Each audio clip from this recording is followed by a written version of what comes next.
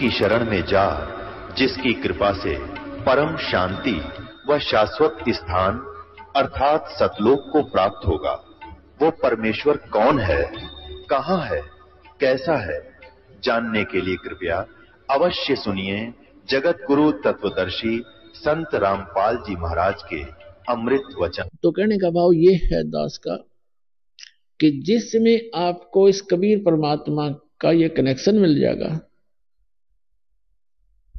आपको यहां से उपदेश दीक्षा मिल जाएगी, उसके बाद पुण्यात्माओं आप देखना, आप सोच भी नहीं सकोगे कि सचमुच हम सुना करते भगवान ऐसा करता है, ऐसा करता है।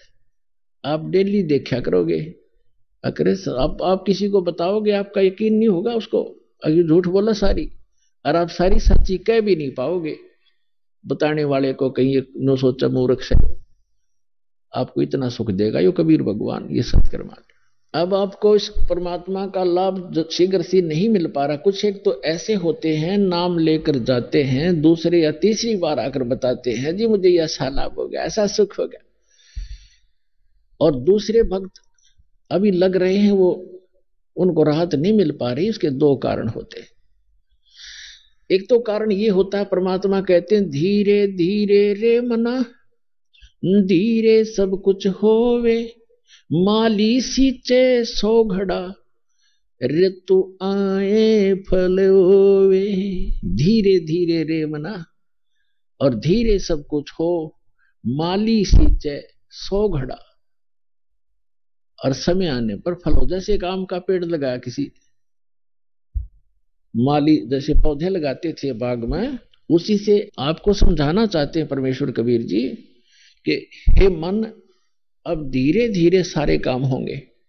जैसे एक माली पौधा लगाता है, छोटा सा पौधा होता आम का, उसमें सैकड़ों घड़े पानी के डालता है, यानी 10 वर्ष 5 वर्ष, आजकल थोड़े जल्दी हो जाते हैं, 4-5 वर्ष लगा लो, तो पहले 10 वर्ष, लगभग 10-12 वर्ष के बाद आम का फल, पेड़ बड़ा होता था और फिर फल से लदपद हो जाता था, इतना फल लगता था, आप भी खा लेते थे, अचार भी डाल लेते थे, पड़ोसी भी, साथ वाले भी, मोहल्ले वाले भी तोड़ ले जाते थे, रिश्तेदारों को भी रखा करते गठड़ी बांध के, तो भी समाप्त नहीं होते। तो परमात्मा कहते हैं इस भक्ति रूपी आम के पौधे को अब बोया है आपने, बीज बोया है, नाम लिया, इसको समय दो थोड़ा सा, इसको होने दे प्रफुल्लित, बड़ा होने दो, और फिर देखना इतना सुख दे देगा ये मन, ये भगवान का आपका मार्ग, कि आपको कहीं बिना मांगे देगा, आप सोच भी नहीं सकोगे, इतना सुख दे देगा। दूसरा कारण ये बताते हैं कि जैसे एक तो तुरंत आराम हो गया, और एक को महीना, 2 महीने, 6 महीने, वर्ष भी लग जाता है, लेकिन होगा गारंटीड, ये सच मान लेना। अब क्या बताते हैं, जैसे एक रोगी है, दोनों एक ही रोग से ग्रस्त हैं, अब दोनों ही एक रोग से ग्रस्त हैं, दोनों के एक जैसी बीमारी है। अब डॉक्टर एक को कहता भी तेरी तो स्टार्ट है अभी, और वो मनमाने 2 खुराकों से आराम हो जाता है, और दूसरे कहता भी लेट बहुत हो गया, तेरी बीमारी पुरानी हो गई है, समय लगेगा, तो उसको महीने में, 2 महीने में ठीक हो जाएगा। जब कारगर दवाई मिल गई है तो वो महीने 2 महीने में ठीक हो जाएंगे। तो दूसरा आपको उदाहरण दें कि जैसे एक तो कपड़ा थोड़ा मैला हो, कुर्ता पजामा, तो वो एक ही बार के साबुन लगाने से स्वच्छ हो जाता है। एक ज्यादा मैला हो गया हो तो उसको 2 बार भी 3 बार भी लाना पड़ जा, और जब जाकर ड्राई क्लीन भी करनी पड़ जाती है, तब जाकर स्वच्छ होगा। तो हमने युगों युगों से अपने अंतःकरण को मैला मलिन कर रखा है, इसमें बहुत से संस्कार जमा हैं जो वहीं से अंकुरित होते हैं, और फिर भगवान की भक्ति मिली है। अब कोई साबुन और तेल मिला है सच साधना का, अब शुरुआत करे रहो। किसी का तो एक ही बार में ठीक हो जाएगा, किसी का फिर कुछ समय के उपरांत होगा अवश्य। और तीसरा कारण ये है कि क्या बताते हैं, सतगुरु के दरबार में कमी कहे की ना, हंसा मौज नहीं पावता तेरी चूक चाकरी मां। इस सच्चे दरबार में इस कबीर परमेश्वर के दरबार में, परमात्मा की शरण में किसी भी चीज की कमी नहीं। इस कबीर परमात्मा के डिक्शनरी में इम्पॉसिबल वर्ड नहीं है। ये वो समर्थ परमात्मा है। कहते मासा घटे ना तिल बधे विद ना लिखे जो लेख, और सच्चा सतगुरु मेट कर ऊपर मारे बेख। अब आपके जो भाग्य में, प्रारब्ध में, किस्मत में जो लिखा है उसको कोई नहीं समाप्त कर सकता, आपको भोगना ही पड़ेगा। कौन नहीं कर सकता? जैसे श्री ब्रह्मा जी, श्री विष्णु, श्री शिव जी और ये ब्रह्म जिसको सरपुरुष कहते हैं, और परब्रह्म अक्षर पुरुष, ये भी आपके प्रारब्ध की, आपके लिखी किस्मत को मिटा नहीं सकता, प्रारब्ध को समाप्त नहीं कर सकता। सुख है तो सुख मिलेगा, दुख है तो दुख मिलेगा। और जैसे आप पुण्य पाप कर रहे हैं वो अलग से संग्रहित होते चले जाएंगे आपके। जैसा कर्म करोगे वैसा ही मिलेगा। और परम अक्षर ब्रह्म सत्य पुरुष कबीर भगवान की शरण में जब आप आ जाओगे, आपके इस पाप कर्मों का नाश कर दिया जाएगा और शुभ शुभ शेष रह जाएंगे और आगे शुभ प्रारंभ हो जाएंगे। अब जैसे पहले किसान को ये औषधि प्राप्त नहीं थी, अब औषधि का एक खोज होगी है, डिस्कवरी होगी है कि ऐसी औषधि डाल दी जाती है फसल में जो घास को खत्म कर देती है, पौधा सुरक्षित रह जाता है। तो वो औषधि विद्यमान तो थी, वो गुण तो, वो मटेरियल तो सारे ही पदार्थ थे, लेकिन वो बनाने वाला नहीं था। अब वो बनाने वाला मिल गया, वो बना ली। तो इसी प्रकार परमेश्वर कबीर जी ने ये जड़ी बहुत पहले बनाकर रखी हुई थी और हमारे कबीरपंथी भी इसको नहीं समझ सके, जिस कारण से हम अभी तक वही कर्म फल ही भोगते रहे। तो अब दास को दे दी वह औषधि जो आपके पापों का नाश कर सकती है आपके, क्योंकि दुख पाप से होता है।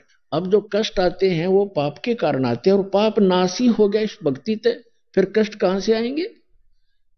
जब कांटे से दुख होता है, फसल में कांटेदार झाड़ियां उग जाती थी और वो दवाई ने वो पहले ही खत्म कर दी, स्टार्ट से ही बड़ी थी, वो भी गला दी, जला दी, तो कांटे नहीं रहे, तो नुकसान हानि कहां से होगी? दर्द नहीं होगा। इसी प्रकार पुण्यात्माओं, इस समर्थ की शरण में आने से कहते हैं कि सतगुरु के दरबार में कमी काहे की ना, और हंसा मौज नहीं पावता तेरी चूक चाकरी में। अब कहने का भाव यह है कि यदि आपको लाभ नहीं हो रहा तो आपकी कोई मर्यादा में भंग है, या आपकी श्रद्धा ठीक नहीं बनी, आपकी चाकरी में चूक है, आपकी श्रद्धा या सेवा भक्ति में कोई त्रुटि बनी है। विचार कीजिए, जैसे एक ही खंभे से, एक ही ट्रांसफार्मर से और 10, 20, 50 घरों को, परिवारों को कनेक्शन मिला हुआ है। अन्य के पंखे चल रहे हैं, मोटर चल रही है, कूलर चल रहे हैं, और एक का नहीं चल रहा है, तो उसका कोई कनेक्शन लूज हो लिया या कट चुका है किसी कारणों से, उसकी वेरीफाई करो क्यों, किस कारण से कनेक्शन कटा, हमारे घर ये पावर क्यों नहीं आई। और पावर भी पहुंची हुई है तो आपके कोई पंखे या कूलर में डिफेक्ट है, आपकी फिटिंग में डिफेक्ट है, उसको ठीक कराइए। तो इसी प्रकार इस परमात्मा से उपदेश दीक्षा लेने के बाद आप जी मर्यादा जरूर अवश्य निभाएं। कबीर साहब कहते हैं, जब तक हंसा हमरी आना, काल लगे ना तेरा बाणा, पग पग पर यो तक तक मारे, काल अचानक बाना। अब क्या बताते हैं कि यू काल पग पग पर अचानक दुर्घटना कर देता है, कोई हानि कर देता है, जब इसका संस्कार हानि का होता है। और जब हम परमात्मा की शरण में आ जाएंगे और मर्यादा में रहेंगे तो परमात्मा कहते हैं, जब लग हंस हमारी आना, ये पुण्यात्मा, ये हंस हमारा भक्त जब तक हमारी आन माने मर्यादा में, आन कान में, हमारी मर्यादा में रहेगा, और तब लगे न तेरा बाना। काल को कहते हैं कि हे काल, जब तक मेरा हंस मेरी मर्यादा में है तू अटैक नहीं कर पाएगा। तो हमने मर्यादा को बहुत महत्व देना पड़ेगा, परमात्मा कहते हैं। अब परमात्मा क्या बताते हैं कि जैसे ये मर्यादा आपकी इतनी कंपलसरी है, जो दास आपको नियम बताता है। जैसे सीता जी के बारे में श्री रामायण के अंदर आपने बहुत बार सुना है कि रावण का मामा मारीची एक स्वर्ण मृग बनकर, सोने का हिरण बनकर, और जहां सीता ने कुछ बगीची लगा रखी थी, वो फूल फालों को तोड़ने लग गया, खराब करने लगा। और जो ही सीता की दृष्टि पड़ी, वो सोने का मृग बहुत सुंदर लगा। उसने अपने पति से कहा कि इस मृग को मेरे लिए लाओ पकड़ के, जिंदा या मुर्दा, नहीं तो मैं अनशन कर दूंगी। अब राम विवश हुए और लक्ष्मण को कहकर चल पड़े कि ये मैं लाता हूं इसको, जहां तक मैं प्राप्त होगा तू मत आना, और यहाँ सीता की सुरक्षा रखना, जंगल का काम है। श्री राम वाण लेकर चल पड़ा। मर्ग आगे चल के बहुत दूर ओझल हो गया, काफी दूर निकलकर वहां से आकाशवाणी कर दी, हाय भाई मर गया, हाय भाई मर गया। तो लक्ष्मण और सीता ने दोनों ने सुनी आवाज। तो सीता ने कहा कि तेरे भाई आपत्ति में है, आप जाइए और उसको बचाइए। लक्ष्मण ने कहा कि ये कोई जाल है, मेरे भाई पर कोई आपत्ति नहीं हो सकती, आपको पता नहीं है उनके सामर्थ्य का। लेकिन वो नहीं मानी और उल्टी सुल्टी कुछ उठपटांग बातें कह दी कि तेरे मन में दोष है, तू चाहता वो मर जाए, मुझे पत्नी बनाना चाहता है, तो इसलिए नहीं जाना चाहता। इससे दुखी होकर वो सूरवीर कहने लगा कि माता ठीक है, आज तक ये मन में दोष भी नहीं था, पर आपने गलत बात बोल दी। पर एक काम करना, हम ये एक मंत्र बोलकर रेखा खींच कर जाता हूं, इससे बाहर मत जाना, तुझे बाहर जाएगी तो हानि हो जाएगी। वो चला गया, पीछे से रावण आ गया। वो तो इंतजार थी कि ऐसे ऐसे बनेगी, उठा के लानी थी उसको, तो उसको पता नहीं था कि रेखा ऐसी खींच रखी है। तो रावण आया साथ दो रूप बनाकर भिक्षा लेने के लिए। पहले उसने आवाज लगाई कि माई भिक्षा दो। सीता ने कहा जी यहाँ आकर ले जाओ, झोंपड़ी के पास, कुटिया के पास। रावण आने लगा तो उसमें से एकदम ऐसी लपट निकली, कोई 10 कदम पीछे गया और फिर कहा कि आप यहां बाहर आकर के भिक्षा दे दो, भिक्षा दो, नहीं तो आपने तो मुझे मरवा दिया था। ये पता नहीं कितनी भयंकर रेखा है, कैसी है। तो सीता जी ने सोचा क्या फर्क पड़ा है, अभी आटा देकर वापस आ जाऊंगे, अभी भिक्षा डालकर अभी आ जाते हैं। अब वो जरा सी उससे बाहर निकली रेखा से, और उसने पकड़ दी बाजू, यहां से घेर ली कमर पे, लंका में पटकी जाके। अब वो मूर्ख थे जो यूं कह गए थे इससे बाहर मत निकलना, ना तो हानि हो जाएगी। वो पागल थे। आप बिरान मट्टी करवाई, 12 वर्ष तक वहां पड़ी रही उसके अंदर, उस 9 लखे बाग में कैद बन के, और करोड़ों आदमी मरवा दिए जब जाकर पीछा छूटा। तो पुण्यात्माओं, ये मर्यादा जो परमात्मा की दो दास बताता है, इसको लक्ष्मण रेखा समझ लेना। इस लक्ष्मण रेखा के अंदर ये नहीं आ सकेगा, इससे बाहर जाओगे तो मार तुम आप खाओगे। तो परमात्मा कहते हैं जब लग हंसा हमरी आना, और काल लगे नी तेरा बाणा। मर्यादा भंग होकर के भी आप अपनी हानि उठा सकते हो और आपको लाभ भी बंद हो जाएगा। उसके लिए तरीका है कि वापस आइए और अपना नाम खंडित है उसको, कनेक्शन को दोबारा सुचारू करवाइए। भविष्य में बहुत सावधानी बरतिएगा। देखो जैसे कई भक्त नाम ले गए और नाम खंड हो गया, ठीक है, कोई बुरा संस्कार अभी था नहीं आपका तो हानि नहीं हुई, पता लग गया, दोबारा जुड़वा लीजिए, अगर सावधान रहिए। और कई भक्त ऐसे हैं दीक्षा ले गए, नाम खंडित हो गया, उधर से कोई संस्कार ऐसा खराब आ गया, नाम खंडित हो गया। आप व्यक्ति तो समझता है कि नाम लेकर आया था ये, इसको देखो ये हानि होगी, लेकिन उनको ये नहीं पता, और स्वयं को भी नहीं पता कि ये लक्ष्मण रेखा लांघ चुका है, इसलिए इसको हानि हुई है, अन्यथा हो ही नहीं सकती, न तो भगवान का विधान फेल हो जाएगा। तो इसलिए आपने यह सावधानी बरतनी पड़ेगी।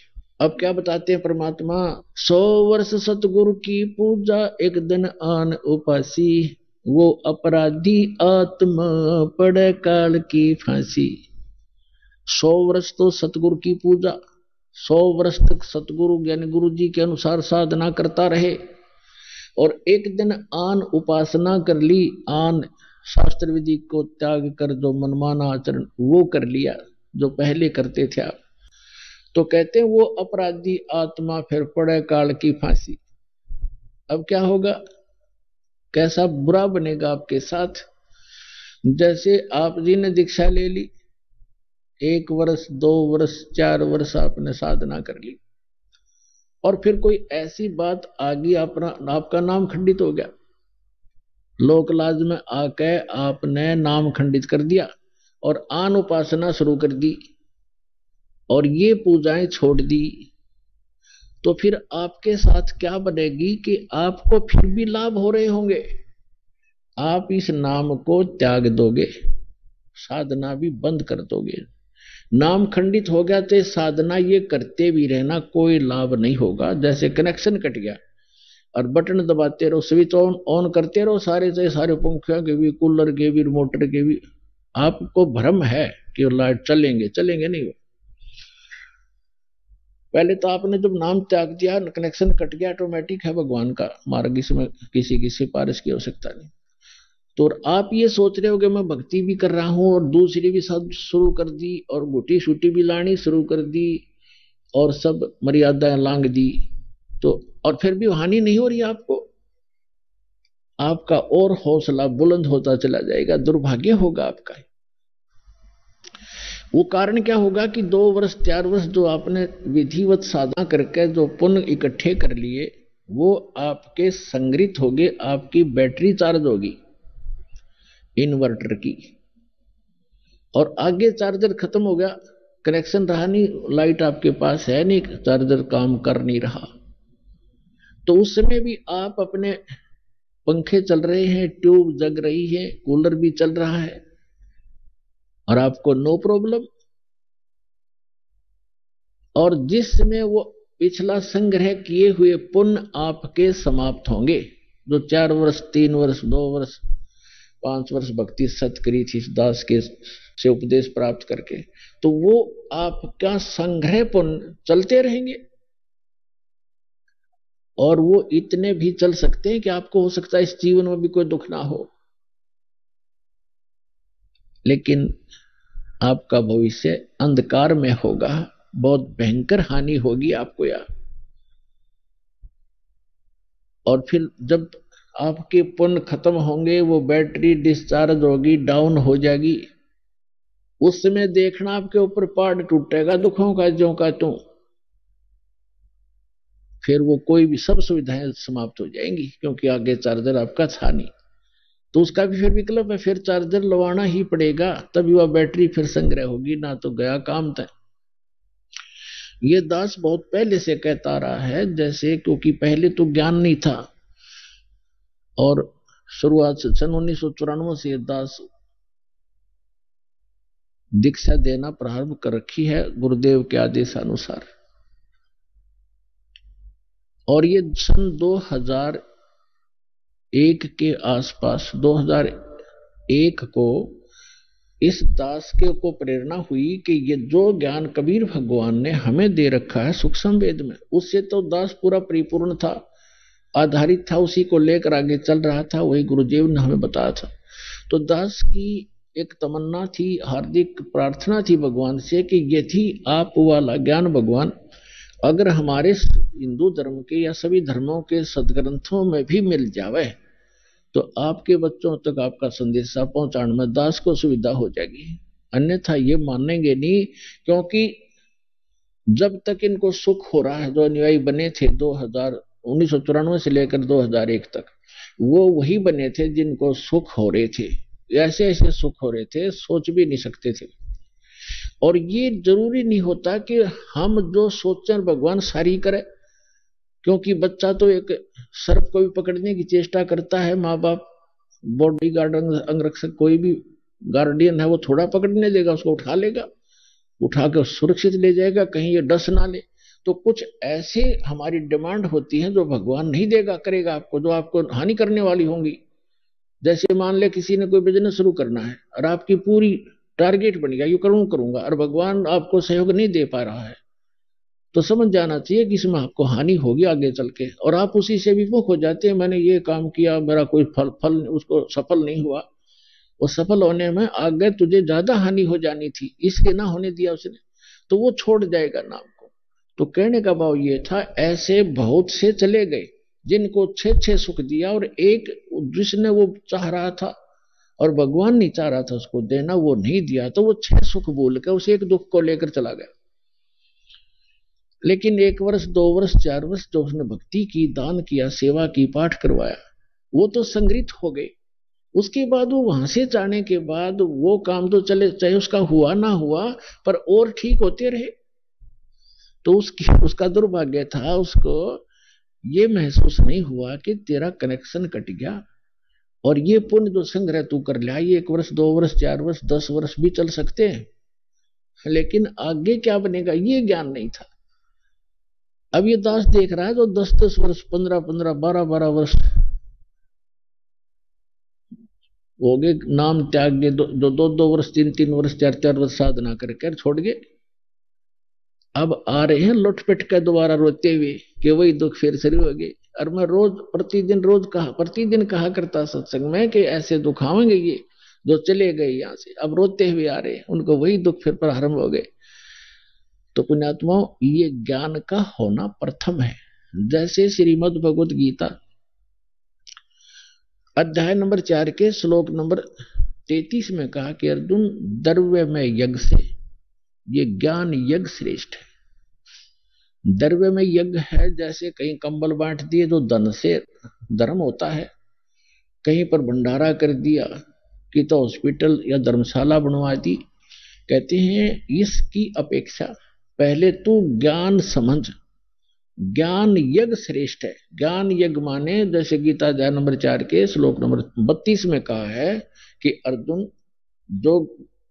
जो साधनाएं मैंने अभी आपको अध्याय नंबर 4 के श्लोक 25 से लेकर और 30 तक बताई हैं, ये सभी अपने अपने हिसाब से सभी साधनाएं करते हैं, और अपनी अपनी साधनाओं को ये सभी पापनाशक जानते हैं।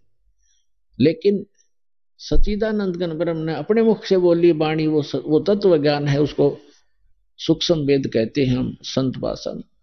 वो सूक्ष्म वेद है, वो तत्व ज्ञान है, और उसके अंदर विस्तार से सब ज्ञान कहा गया है। विस्तार से धार्मिक अनुष्ठानों यज्ञों की जानकारी उसमें बहुत विस्तार के साथ है। वो सच्चिदानंद घन ब्रह्मणे मुखे, यह अनुवाद गलत कर रखा है गीता अनुवादकों ने, यहां लिख दिया वेद की वाणी में। वेद की वाणी तो गीता है ही सारी, वो तो गीता ज्ञानदाता कहता, वो ज्ञान तो इससे अन्य है, और वो भगवान बोलता खुद आकर के अपने मुख कमल से कहता, वो है तत्व ज्ञान। तो उसमें क्या कहा है कि सच्चिदानंद घन ब्रह्म की वाणी में, उसके मुख कमल से उतरित वाणी में, यानी कबीर वाणी में विस्तार से कहा गया, उसको तो तत्वदर्शी संतों को से समझ, वो तत्व ज्ञान है। तो यहाँ चौथे अध्याय के 33वें श्लोक में कहा है कि द्रव्य में यज्ञ से ज्ञान यज्ञ श्रेष्ठ है। पहले तो ज्ञान समझ, फिर दान करना धर्म। वैसे कितना काम का पे मतलब कितना मंदिर का लठ कटवा दिया, मंदिर बनवा दिया, पता उसका क्या लाभ है उस मंदिर का। कहीं धर्मशाला बनवा दी, अच्छी बात है, कहीं आपने भंडारे कर दिए, कंबल बांट दिए, मेडिकल बनवा दिए, कोई प्याऊ बनवा दी, अच्छी बात है, लेकिन मोक्ष तो नहीं हुआ आपका। आप पहले तत्व ज्ञान समझिए, फिर दीक्षा लीजिए संत से, फिर जैसे डॉक्टर बतावे वो उपचार चलेगा। डॉक्टर मर्यादा आपको जो परहेज बतावे वो भी आपने करने पड़ेंगे, और पथ्य अपथ्य का आपने ध्यान रखना पड़ेगा, तभी आपका उपचार होगा। तो इसी प्रकार आपने सबसे पहले ज्ञान समझना चाहिए, और ज्ञान समझ के उसके बाद फिर अपना सत भक्ति जैसे गुरु जी बतावें वैसे करने से ही आपको लाभ होगा। तो यहाँ दास का जो उद्देश्य है कि वो अब जो पहले इस ज्ञान को ढंग से समझा नहीं, अब परमात्मा ने दया करी आपके ऊपर, आप तो समझ रहे हो, साथ ही साथ सब प्रमाण देख कर आते हो, तो आप डगमग नहीं हो सकते। लेकिन उस समय अभाव हमारे सामने ये था कि दास को इन सदग्रंथों में यह परमात्मा का बताए ज्ञान वाली सच्चाई प्राप्त नहीं थी, ज्ञान नहीं था। 2001 में परमात्मा ने प्रेरणा की इस दास को, कबीर साहब का एक अमर वाणी जो सच्चिदानंद घन ब्रह्म की वाणी, वो याद आई कि वेद मेरा भेद है, और मैं ना मिलूं वेदन के माही, और जौन वेद से मैं मिलूं ये वेद जानते नहीं। अब यह बात खटकी प्रेरणा दाता की है, करे कराव साइया मन में लहर उठा, दादू सिर दरजीव का वो आप बगल हो जा। एक प्रेरणा हुई क्रोथा आश्रम के अंदर दास पहले घर घर में सत्संग करता था, फिर इतना अधिक हो गया था सत्संग घर घर में नहीं कर पाया था, एक एक दिन 5-5 4-4 जगह पाठ शुरू हो जाते थे। फिर एक सामूहिक भक्तों ने एक आश्रम और अपना खरीद लिया, किसी ने दान में दे दिया, जैसे भी दान से, तो उसमें हम रहने लगे।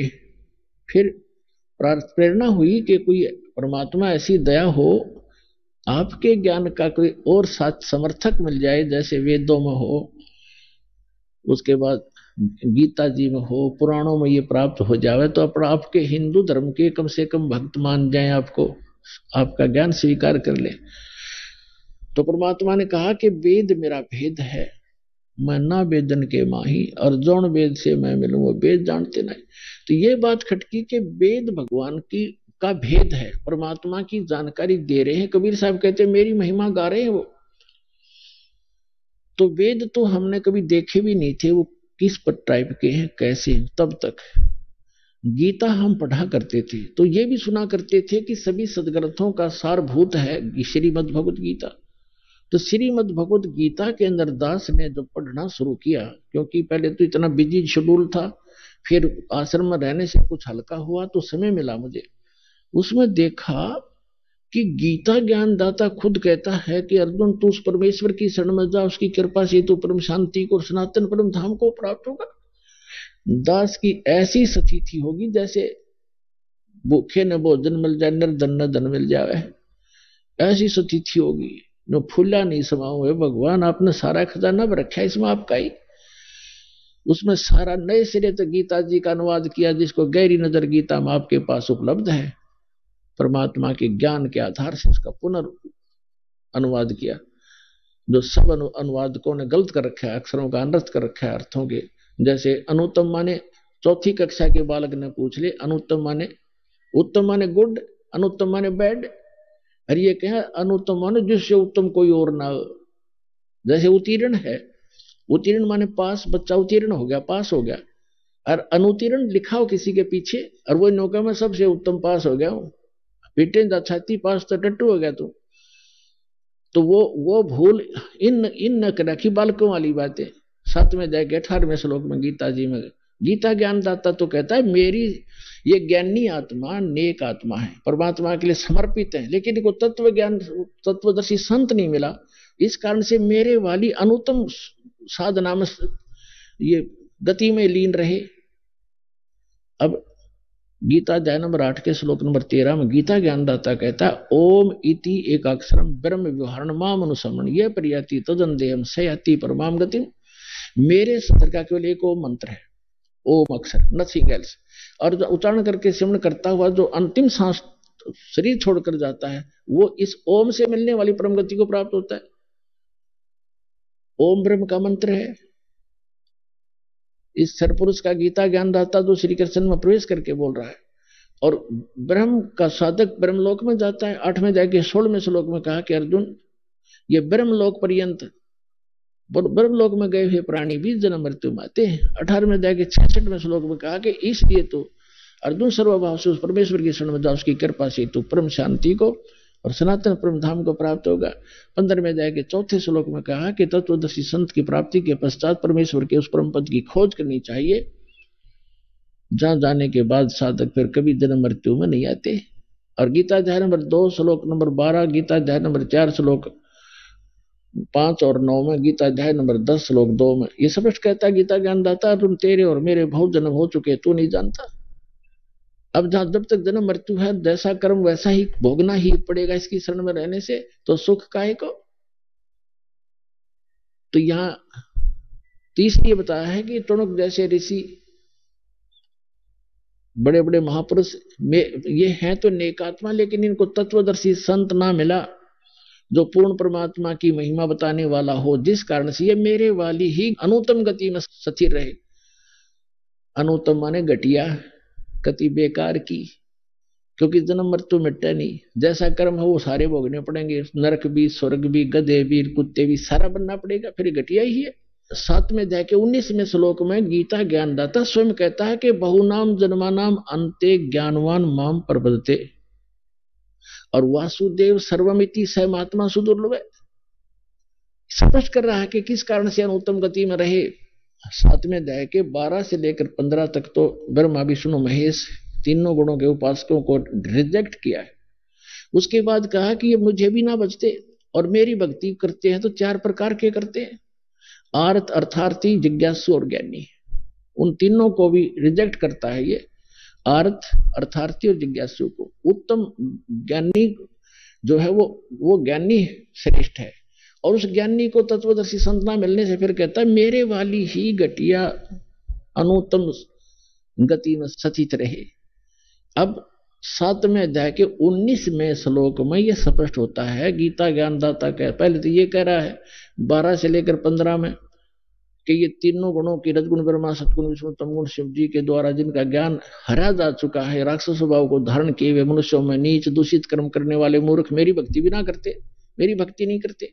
अपनी के विषय में कहता कि 4 प्रकार की करते, और उसमें बताया दिया ज्ञानी ही मुझे पसंद है, ज्ञानी को मैं अच्छा लगता हूं क्योंकि वो अनुपासना नहीं करते, मनुष्य जीवन का मूल उद्देश्य समझकर वो साधना करते हैं, लेकिन वो रह गए मेरे वाली अनुत्तम गति में। क्या कारण क्या था बता रहा है 7वें अध्याय के 19वें श्लोक में स्पष्ट कर रहा है कि बहुनाम जन्मानाम अन्ते ज्ञानवान माम प्रपद्यते, बहुत बहुत जन्मों के अंत के किसी जन्म में ज्ञानी आत्मा मेरी भक्ति करते ब्रह्म की, अन्यथा वो और पूजाओं पर लगे रहते हैं, नीचे के देवताओं की या अन्य क्रियाओं पर करते रहते हैं।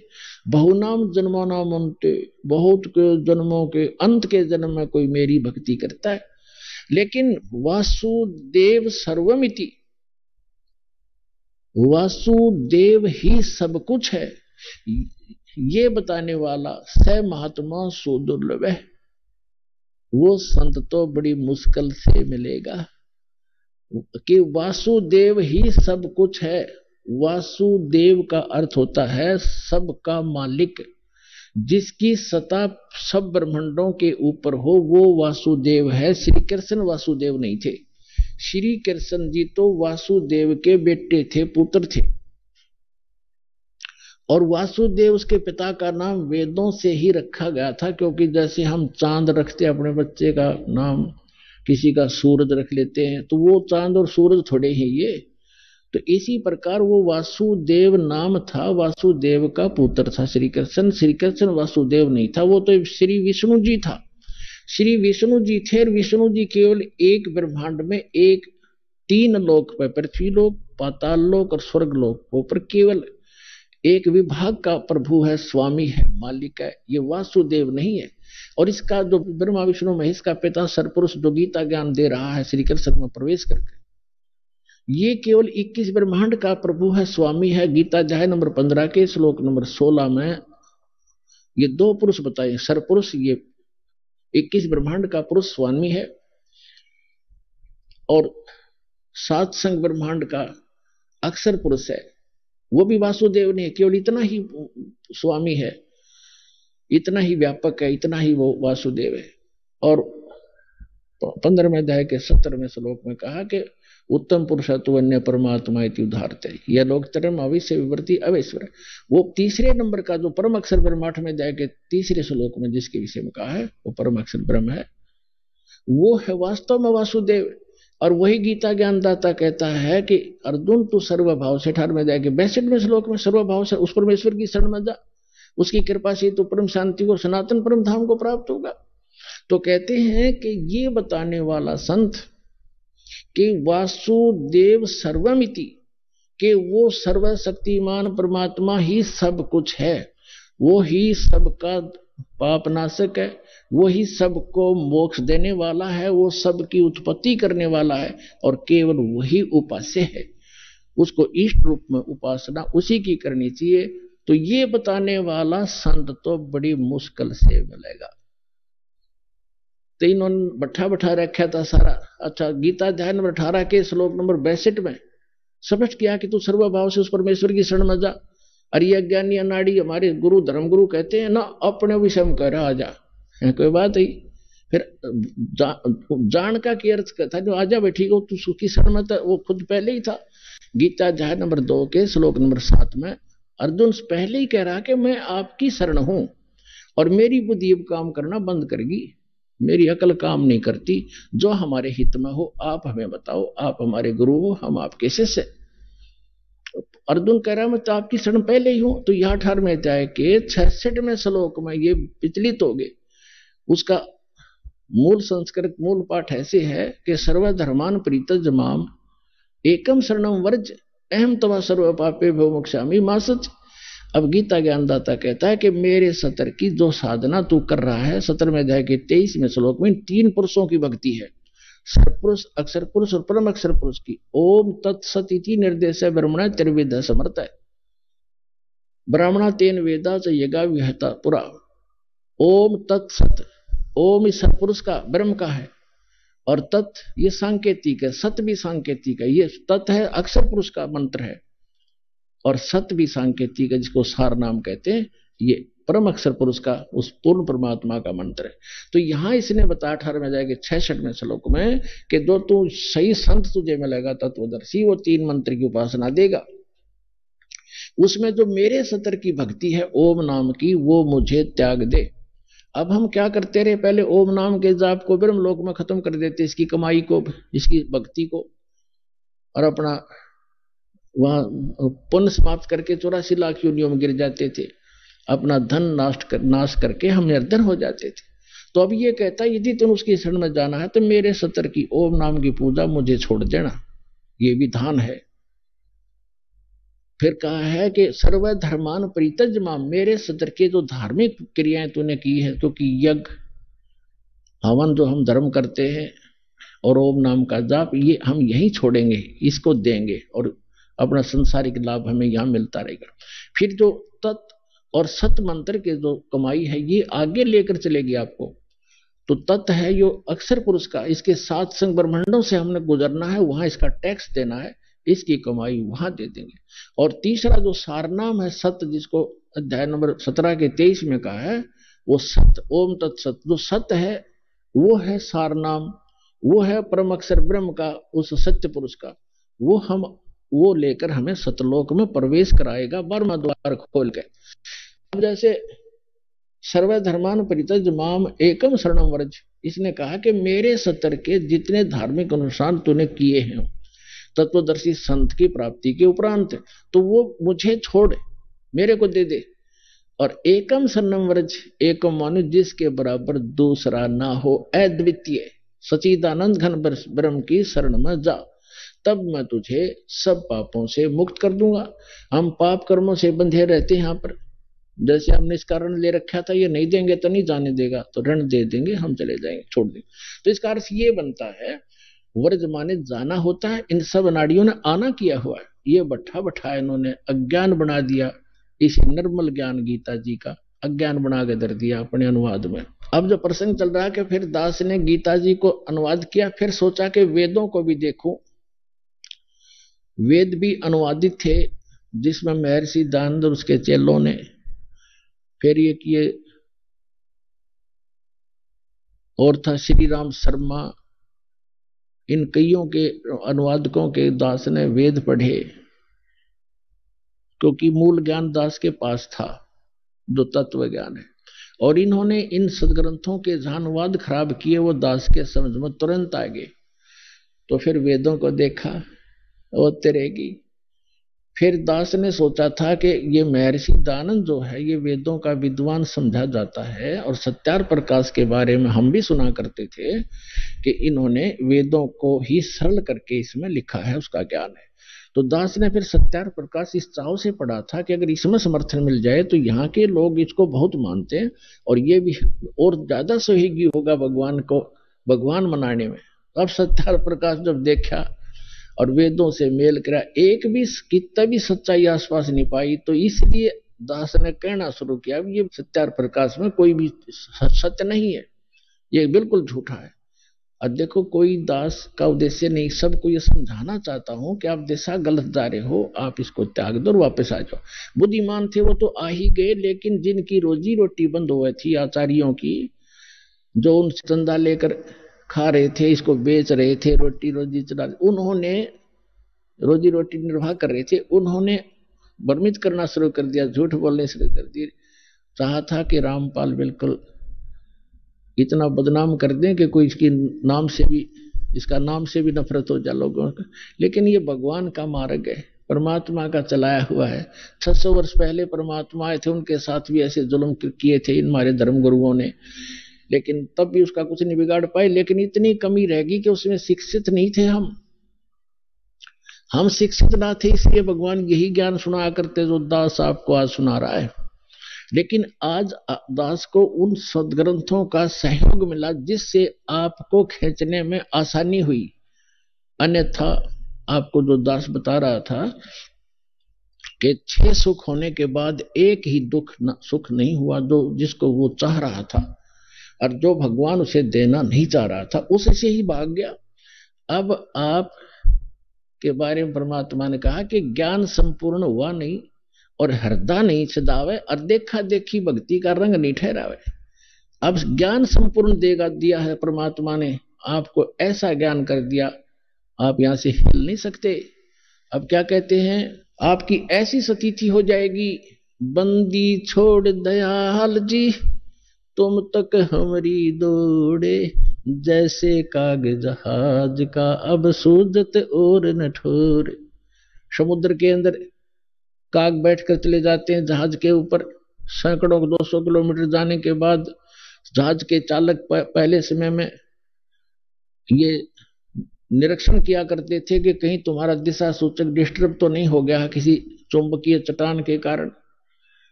उसको उनका एक तरीका था, कौवे के अंदर एक ऐसी विद्या दी है भगवान ने कि वो शाम के समय बैठ जाता था उस पे, जहाज पे, क्योंकि खाना खाने के लिए अतिथि बैठ जाते थे, टुकड़ा डाल देते थे, तो वो इस लालच में चला जाता, रात को हो जाती, तो सुबह जब होता तो चालक, समुद्री जहाज के चालक अपना दिशा सूचक की जांच ऐसे करते थे, उस कौवे को विवश कर देते थे पत्थर मार मार के उड़ने के, तो वो उड़कर उसी दिशा में चलता था जिस दिशा से वो आए थे।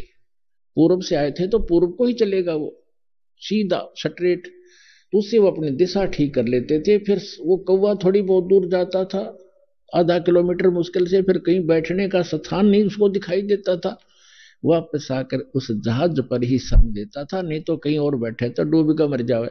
तो पुण्यात्माओं, ऐसा ज्ञान करा देगा ये दास आपको, सब प्रमाणित करके सदग्रंथों से।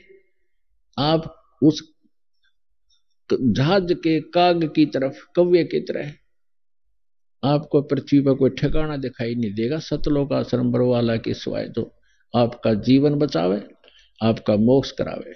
तो पुण्यात्माओं, ये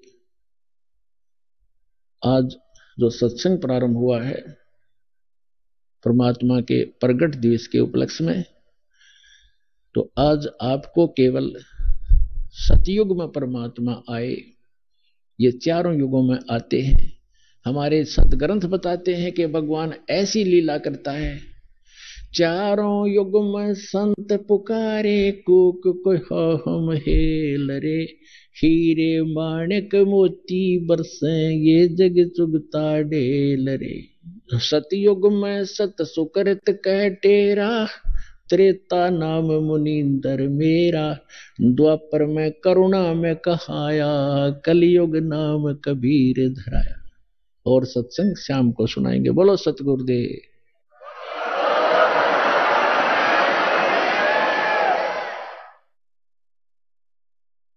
परम पिता परमात्मा पूर्ण ब्रह्म सारी सृष्टि के रचनहार कबीर देव, कबीर साहब, कबीर परमेश्वर,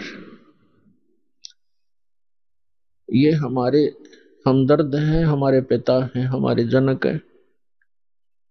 चींटी से लेकर हाथी के, रंग से लेकर राजा के, और देव से लेकर महादेव और इंद्र, सुरपति इंद्र तक के वो ही जनक हैं। दुर्गा देवी और ज्योति निरंजन ब्रह्म सरपुरुष और अक्षर पुरुष के भी जनक वही हैं। अक्षर पुरुष की उत्पत्ति भले ही अचिंत से हुई है, अचिंत भी उसी परमात्मा कबीर साहब का पुत्र है, उनका ही दिया वचन से अक्षर पुरुष की उत्पत्ति अचिंत के माध्यम से हुई थी। तो पुण्यात्मा, आप जिस लोक में रह रहे हो ये लोक ठीक नहीं, ये महागंदा स्थान है और यहां कोई ना रहा ना रहेगा। परमात्मा स्वयं आते हैं इस काल के जाल को समाप्त करने के लिए, अज्ञान हटाने के लिए, और हमें अपना निज स्थान बताने के लिए, जहां हम पहले रहा करते थे, जहां कोई दुख नहीं था। यहां काल भगवान ने हमारे को इस 5 तत्वों की कैद में बेड़ी लगा रखी है, रोक रखे हैं इस बॉडी में। कोई गधे की बॉडी में, कोई सुअर के पिंजरे में, कोई मानव के पिंजरे में। ये जीव इस शरीर रूपी पिंजरे में और 21 ब्रह्मांड रूपी कैद में रोक रखा है। यहां कोई सुखी नहीं है, यहाँ के प्रबंधक भी सुखी नहीं है, जो ब्रह्मा विष्णु महेश 3 व्यवस्थक बताए जाते हैं।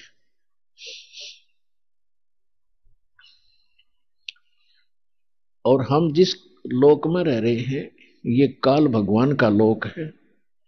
काल से अंडरस्टूड है कि वो क्या चीज है, क्या वस्तु है।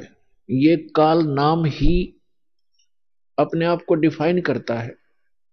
श्रीमद् भगवत गीता अध्याय नंबर 11 के श्लोक नंबर 32 में श्रीमद् भगवत गीता का ज्ञान देते समय यही काल श्री कृष्ण जी में प्रवेश करके बोल रहा है कि मैं काल हूं अर्जुन, और सभी को खाने के लिए अब प्रवृत्त हुआ हूं, सबका नाश करने के लिए। गीता अध्याय नंबर 11 के श्लोक 21 में अर्जुन कह रहा है कि हे भगवान, आप तो ऋषियों को भी खा रहे हो, आप तो सिद्धों को भी खा रहे हो, जो वेद मंत्रों से आपकी स्तुति भी कर रहे हैं, आप उनको भी नहीं बख्श रहे हो। कोई आपकी जाड़ों में लटक रहे हैं, कोई आपके मुंह में प्रवेश कर रहे हैं। तब इसने कहा कि मैं काल हूं भाई, मैं सबको खाने के लिए अप्रवृत्त हुआ हूं। तो पुण्यात्माओं, श्री कृष्ण जी काल नहीं थे। उन्होंने पहले कभी अपने आप को काल नहीं कहा, उसके बाद कभी काल नहीं कहा। और ये कहना कि मैं अब प्रवृत्त हुआ हूं, श्री कृष्ण तो पहले वहां विद्यमान थे। इसका नाम काल है। परमात्मा ने आकर बताया है, जो सबके पिता हैं, सबके जनक हैं, कि इस काल को 1 लाख मानव शरीरधारी प्राणी नित्य खाने पड़ते हैं। उसके लिए ये सब अपनी व्यवस्था करवा रहा है अपने तीनों पुत्रों से।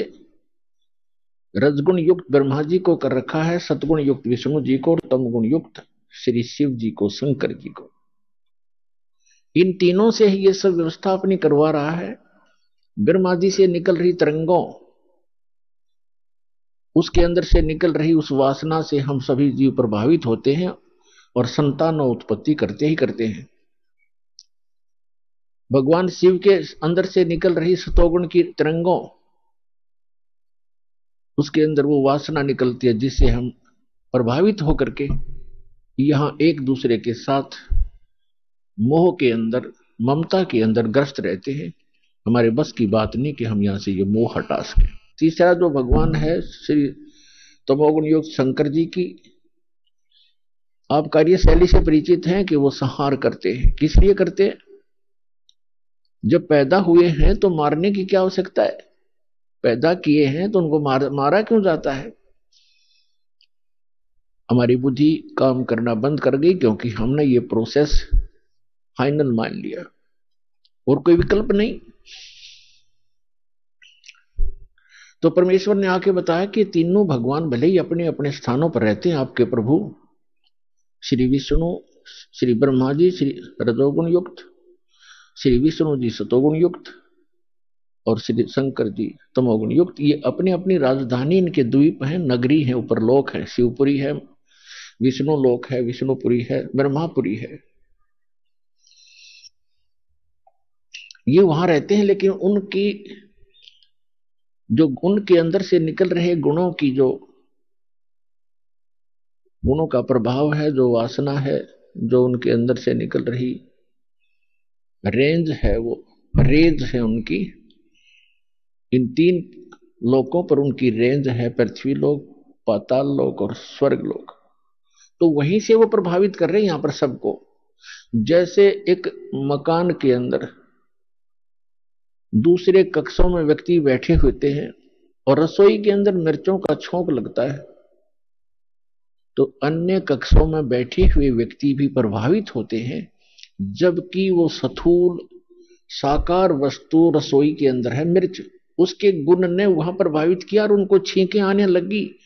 उनके बस की बात नहीं कि उन छींकों को वो रोक सके किसी कीमत में। ठीक इसी प्रकार ये तीनों काल के पुत्र श्री ब्रह्मा जी, श्री विष्णु जी, श्री शिव जी, भले ही हमसे दूर बैठे हैं, उनके अंदर से निकल रही जो उनके महक है, उनके अंदर से जो गंध है, वो हमें यहां पर भी प्रभावित कर रही है, जिस कारण से हम संतान उत्पत्ति करते हैं। फिर मोह ममता, संपत्ति में मोह, माता पिता के अंदर ममता, बच्चों के अंदर हमारा राग, ये जीव के बस का नहीं। और मृत्यु हमारे बस नहीं, क्योंकि ये भगवान शिव का डिपार्टमेंट है, जो काल भगवान ने इनको सेवा दे रखी है। आइए अब हम उन श्रद्धालुओं के अनुभव जानते हैं जो जगत गुरु तत्वदर्शी संत रामपाल जी महाराज जी से दीक्षा प्राप्त कर चुके हैं तथा उनके द्वारा बताए गए भक्ति मार्ग पर चल रहे हैं। नमस्कार सर। सत साहिब जी। सर क्या नाम है आपका? रूपचंद जी। रूपचंद जी, आप कहाँ से हैं? गांव बीबीपुर, तहसील शाहबाद, जिला कुरुक्षेत्र, हरियाणा से जी। संत रामपाल जी महाराज से कब जुड़े आप? 19/2/11 को जी। सर, संत रामपाल जी महाराज से नाम दीक्षा लेने से पहले क्या आप कुछ भक्ति साधना भी करते थे? सच्चा सौदा सिरसा से जुड़े आया था जी सारा परिवार। हम छोटे छोटे थे जी, शुरू थे वहीं जय करा थे, 5-6 साल थे जी वहीं जय करा थे। माता पर जय करा थे जी, यहाँ नैना देवी और अनुमानना भी मानना जी, जितनी 3 देव की भक्ति सारी करे करा थी जी, पित्र पुत्र सारे मानने करा थी। कोई लाभ नहीं आया जी, दुखो होया जी। मारे घर आना कुछ भी नहीं था, हमारी जमीन भी ना मेरे डैडी ने दारू पिए करा था, सच्चे सौदा जय करा था, तो दारू पीने लग गया जी, सारी खो दी थी। और आज इतने दुखी कह दिया, कई बार रोटी भी नहीं पकाती जी घर, ऐसा हालत हो गई थी जी सारे। हम छोटे छोटा था, मैं 15 साल का ही दिहाड़ी लग गया था जी करण, और मैं भी नशे करे करूँ था, बीड़ी दारू सारा कुछ, ओक्का फीम बुक्की जो फंस जा सारी खाया करूँ था। डेरा सच्चा सौदा से जुड़ते हैं जी, सभी विकार कर रहे थे, कोई लाभ नहीं हो रहा था जी। सर, संत रामपाल जी महाराज की शरण में आने का क्या कारण बना? जी संत रामपाल जी महाराज के काम पर लग रहे थे जी, हम इकट्ठी एक भगत हमारे गाँव का, और केस उसने सतगुरु रामपाल जी महाराज का नाम ले रखा था, वो सत्संग सुनाए कराते जी, मैं नाम गए कराते, हम नहीं सुनते आयो सत्संग, कैसा सत्संग हम आयो हैं, थम दोपहरे न भी बैठ जा, वो काटने लग जा, हम मरे कि काटे करा भोग, तो मैं कह करा नहीं भाई सतगुरु रामपाल जी महाराज बतावा भी परमात्मा का भोग हो आयो। पर हम फिर उनके लड़े कराते जी, हम निकालते मजाक करे कराते उनका। धीरे धीरे मैं भी सत्संग सुनने लगा जी, मेरा भाव बनया जी सत्संग में जाने का, तो मैं भी इसार बरवाड़ा सतलोक आश्रम में थे, संत रामपाल जी महाराज से नाम लेकर। सर, संत रामपाल जी महाराज से नाम दीक्षा लेने के बाद आपको क्या लाभ हुए? इतने लाभ हुए जी पूछा कुछ ना जी। मैं पहला बहुत स्थिति खराब थी, डैडी ने जमीन बेच दी थी सारी, हम काम करे कराते जी, काम करते करते परमात्मा की शरण में हाजिरियां लाते रहे जी। ऐसा ऐसा ऐसा ऐसा मन्ना ना 18,000 रुपये जोड़े जी, 18,000 रुपये जोड़ कर मन्ना ना इसकी साई दे दी जमीन की। सिर्फ मेरे पास 18,000 रुपये थे, तो जमीन वाले गला बात करी, वो कहने लगा कोई बात नहीं 18 दे दे, तो 3 मरले जगह ले ले। उन थोड़े थोड़े करके जी उसके पैसे भी उतर गए, और परमात्मा की दया से जमीन भी ली गई। पहले आर्थिक स्थिति बहुत खराब थी, संत रामपाल जी महाराज के शरण में आने थे जमीन भी मिल गई और जगह भी बन गई जी, सारा कुछ सुख हो रहे जी। बीड़ियां पिए कराते हम, और दारू पिए कराते जी, भांग पिए कराते, सारे नशे करे कराते जी। इस दौरान मारे करते करते जी घर वाली थे कह कराते, घर वाली भी नहीं मानना थी जी, संत रामपाल जी महाराज की शरण में आने थे भाई, हम नहीं चंदे, हम नहीं लड़े कराते जी। फिर उसके गुर्दे खराब हो गए जी कुछ दिन पहला, तो ये भाई डॉक्टर थे पीजीआई में बताया भी इसके गुर्दे खराब हैं, डायलिसिस जो कराएगी। डायलिसिस करवाते करवाते बहुत पैसे लग लिए जी, मारे पल्ला नहीं रहा कुछ भी, एक दाना भी। तो बहुत हो गए जी। मैंने डॉक्टर के लिए बात करी, डॉक्टर कहने लगे जी इसको गुर्दा डलवाना पड़ेगा जी, और ट्रांसप्लांट कहते हैं जी डॉक्टर, भी ट्रांसप्लांट करवा लो। महा जी कितने पैसे लगेंगे? इनका 6 लाख रुपये का, 7 लाख का तो गुर्दा होगा और 5-6 लाख रुपया खर्चा होगा। और महा जी दवाई इनका 30,000 रुपये की महीने की दवाई। मखा हम तुम्हारे पास तो इतने पैसे नहीं है जी, हम कहाँ से ले आवा? संत रामपाल जी महाराज की इतनी रजा हुई जी, हम प्रार्थना लगाई जी, अब तो इतना लाभ होया जी, इसके जोड़ा भरे रहा था जी इतना दवाइयाँ का। आज 2 गोलियां रह रही जी सिर्फ। परमात्मा की रजा ते और सारा काम करा जी, बिल्कुल आराम है जी परमात्मा की रजा ते। बर्तन भी मांजा, कपड़े भी धोआ, नहीं डायलिसिस करवाने वाला कहाँ उठ जा जी, बिल्कुल भी नहीं उठ सकता वहाँ, और सारे लाभ हो रहे जी। बहन जी नमस्कार। सर साहिब जी। क्या नाम है जी आपका? परमजीत कौर है जी। बहन जी जैसा कि सर ने बताया कि आपको गुर्दे की प्रॉब्लम थी, डॉक्टर ने आपको ऑपरेशन बोल दिया था, तो आप कैसे ठीक हुई? संत रामपाल महाराज की शरण माने से मैं अब बहुत ठीक हूँ। बगैर ऑपरेशन से संत रामपाल महाराज जी की शरण में आने से बहुत ठीक हूँ। सर और क्या लाभ हुए आपको? मेरी जो घर वाली थी जी उसको भूत प्रेत की बाधा भी थी जी, लीले लीले दाग हो जाते जी टांगा पार बायां पा जी।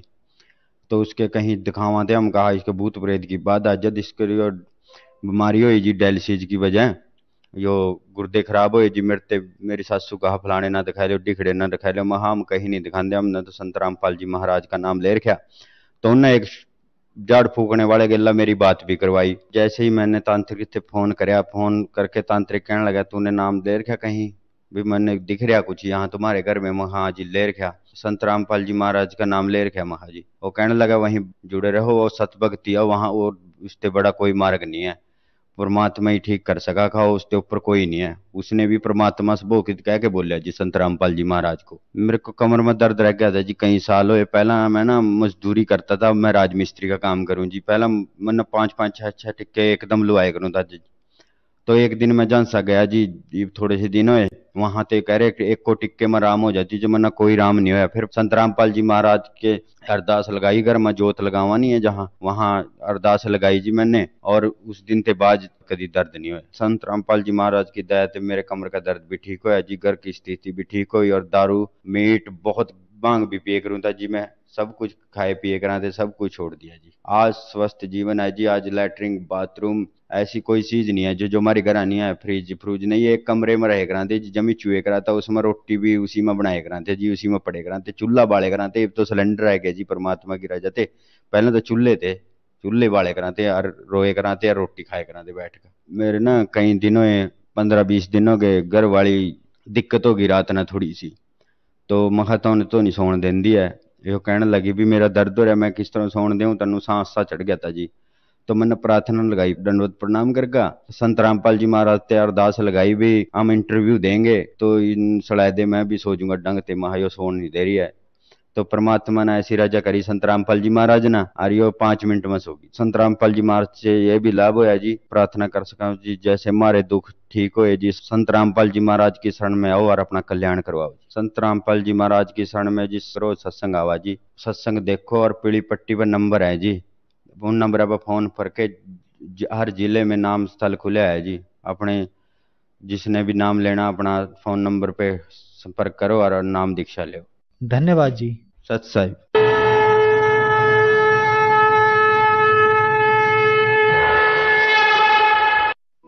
आप सुन रहे थे जगत गुरु तत्वदर्शी संत रामपाल